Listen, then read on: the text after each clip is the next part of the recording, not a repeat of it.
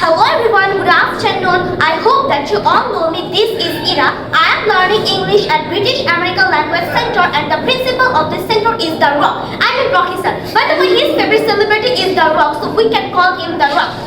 Okay, so today I'm gonna tell that how did I pass my holiday. Well, in my vacation, I went to Cox's Bazar.